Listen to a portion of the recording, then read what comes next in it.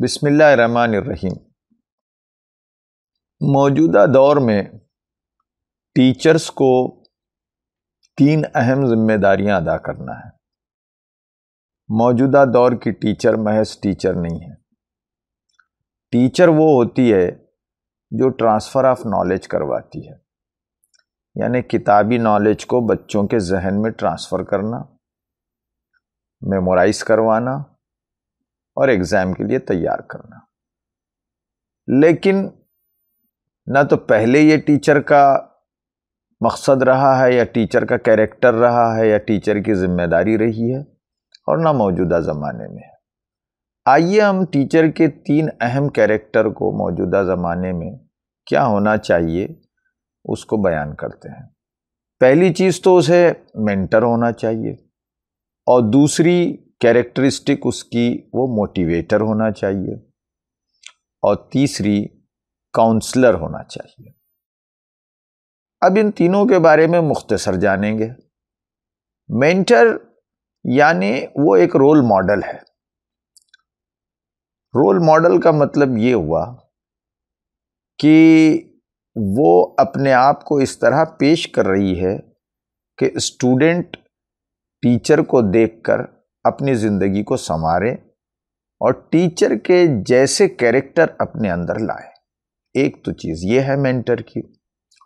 और दूसरा, मेंटर या मुरब्बी जो होता है वो सिर्फ ट्रांसफ़र ऑफ नॉलेज नहीं करता, बल्कि ट्रांसफॉर्मेशन ऑफ पर्सनैलिटी करता है, यानी बच्चों की पूरी शख्सियत को बनाता है। अब बच्चों की शख्सियत को कैसे बनाता है? बच्चों की शख्सियत को बनाते हुए वो ध्यान रखता है कि उसका कॉग्निटिव लेवल, यानी उसकी जहनी सलाहियत वो भी इम्प्रूव हो। पहले दर्जे में वो गोया कॉग्निटिव लेवल को इम्प्रूव करती है। दूसरे दर्जे में वो बच्चों के सोशल स्किल्स को भी इम्प्रूव करती है। सोशल स्किल्स का मतलब बच्चे के इमोशनल स्किल्स को डेवलप करना। इमोशनल स्किल्स में बहुत सारे और स्किल्स आ जाते हैं ज़ैली तौर पर, कि बच्चे के अंदर एम्पैथी पैदा करें, बच्चे के अंदर सिंपैथी पैदा करें, बच्चे के अंदर एंगर को कंट्रोल करने का मादा पैदा करें, बच्चे के अंदर केयरिंग और शेयरिंग वाली क्वालिटीज़ पैदा करें। तो ये सोशल स्किल्स में चीज़ें आ गई।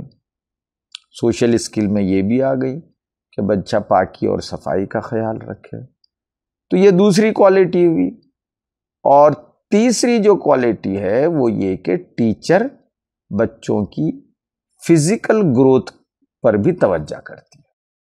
अभी हमारा जो नेशनल करिकुलम फ्रेमवर्क आया है और जो फाउंडेशन एजुकेशन का फ्रेमवर्क है, यानी नर्सरी से लेकर ग्रेड 2 का, उसमें बड़ा जोर दिया गया है बच्चों के फिजिकल स्किल्स या बच्चों की फिजिकल ग्रोथ पर। बच्चों का फिजिकल बायोलॉजिकल ग्रोथ बैलेंस्ड होना चाहिए, और इसके लिए टीचर बहुत कुछ कर सकती है। टीचर फिजिकल एक्टिविटीज करवाएगी, टीचर बच्चे की सही ग़िज़ा पर ध्यान देगी। बच्चे की ग़िज़ा पर ध्यान देने का मतलब ये है कि पेरेंट को गाइड करेगी कि बच्चे को क्या खिलाया जाए, क्या ना खिलाया जाए। बच्चे के हेल्थ चेकअप को वो करवाएगी ताकि देख सके कि बच्चा क्या किसी हेल्थ प्रॉब्लम का शिकार है। तो ये मेंटर की जिम्मेदारियां हैं। हर एक जो जिम्मेदारी है मेंटर की, उस पर हम मज़ीद वीडियोस बनाएंगे। मैंने 3 कैरेक्टरिस्टिक का जिक्र किया। एक है कॉग्निटिव डेवलपमेंट। कॉग्निटिव डेवलपमेंट कैसा किया जाएगा या मेंटर कैसे करे, उस पर भी हम आगे वीडियो बनाएंगे। और दूसरा है सोशल स्किल्स। बच्चों में किन सोशल स्किल्स को कैसे डेवलप किया जाए वो हम बताएंगे। तीसरा, बच्चों की फिजिकल एंड बायोलॉजिकल ग्रोथ, वो भी हम दिखाएंगे, उस पर भी डिस्कशन किया जाएगा। तो ये पहली कैरेक्टरिस्टिक हो गई मेंटर। दूसरी कैरेक्टरिस्टिक हमने कहा वो है मोटिवेटर। एक टीचर को आज मोटिवेटर भी बनना है, इसलिए कि बच्चा जब घर से स्कूल आ रहा है तो अपने साथ बहुत सारे प्रॉब्लम्स लेके आता है और बहुत स्ट्रेस में आता है। माँ बाप का रवैया, जब बच्चा 4 साल का होता है, नर्सरी से पहले की एज समझिए, बच्चे को बड़ा लाड़ो प्यार मिलता है।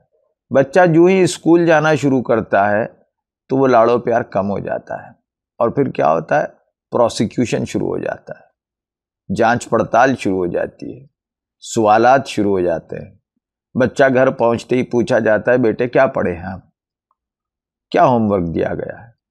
ये 2 सवालात बड़े चुभते हुए हैं और ये 2 सवालात टेंडर एज के बच्चे बिल्कुल पसंद नहीं करते। जो यंग लड़के हैं, बल्कि एडोलेसेंस तक बच्चे ये पसंद नहीं करते कि पेरेंट घर पहुंचते ही पूछे कि क्या आज पढ़ा आपने। तो बच्चों के अंदर स्ट्रेस पैदा हो जाता है और बच्चा स्कूल आ रहा है स्ट्रेस के साथ। कभी कभी बच्चे में स्ट्रेस इसलिए भी होता है कि घर में देख रहा है कि वो माँ बाप के रिलेशंस ठीक नहीं है, वो देख रहा है कि भाई बहनों में लड़ाई हो रही है, वो देख रहा है कि पड़ोस के साथ अम्मी की लड़ाई हो रही है, या इस तरह के जो डोमेस्टिक इश्यूज हो जाते हैं उससे भी बच्चों में स्ट्रेस होने लगता है। और कभी स्ट्रेस हेल्थ को लेकर होता है, फूड को लेकर होता है। तो इन सारे वजूहात और रीजन से बच्चा स्ट्रेसफुल हो रहा है और उस स्ट्रेस के साथ स्कूल आ रहा है। तो बच्चे को डी स्ट्रेस करके मोटिवेट करना आज टीचर की गोया एक अहम जिम्मेदारी, अहम कैरेक्टरिस्टिक और अहम रिस्पॉन्सिबिलिटी हो गई है। तो all the teachers should know basic abilities and basic skills about how to motivate students को मोटिवेट कैसे करें। तो ये दूसरी कैरेक्टरिस्टिक है। तीसरी चीज आपको जो सीखनी है वो है काउंसलिंग। हम वैसे मोटिवेशन कैसे पैदा करें इस पर तफसील से बात करेंगे। तीसरी चीज है आप टीचर्स को काउंसलर भी बनना है। काउंसलर यानी बच्चों की साइकोलॉजिकल काउंसलिंग, बच्चों की कैरियर काउंसलिंग, ये भी करनी है और इसकी बेसिक चीज़ों का नॉलेज रखना है। एक तरफ तो प्रोफेशनल काउंसलर्स चाहिए। सीबीएसई और कई स्टेट गवर्नमेंट ने आज स्कूलों पे ये लाजिम कर दिया है कि अगर आपके पास इतनी स्ट्रेंथ है तो एक आपके पास साइकोलॉजी का काउंसलर होना चाहिए। तो एक तो ये है कि आपको फुल टाइम काउंसलर अपॉइंट करना है, लेकिन हर टीचर को चंद बेसिक मालूमात होना ज़रूरी है बच्चे को गाइड करने के सिलसिले में। तो जिस तरह अभी मैंने कहा कि बच्चा स्ट्रेसफुल है और स्ट्रेस के साथ आ रहा है, इस तरह बच्चे कई प्रॉब्लम्स लेके आ रहे हैं जो साइकोलॉजिकल प्रॉब्लम्स होते हैं। अपने अतराफ बहुत सारी चीज़ें देखते हैं तो उन्हें समझ नहीं आता कि कैसे करना है। कभी घर में डेथ हो जाती है तो समझ नहीं आता कि उस डेथ को कैसे कूप अप किया जाए। कभी झगड़ा हो जाता है तो समझ नहीं आता कि अब इस झगड़े का रीज़न क्या है और इसका रिजल्ट क्या निकलेगा। कभी एक्सीडेंट हो जाता है तो उसका नक्श उसके जहन में बैठ जाता है। कभी घर में कोई प्रॉब्लम हो जाता है तो बच्चे के दिमाग में वही चीज़ घूमती रहती है। बीमारी हो जाती है, अम्मी बीमार हो जाते हैं, अब्बा बीमार हो जाते हैं, तो भी बच्चा साइकोलॉजिकल डिप्रेशन में चला जाता है।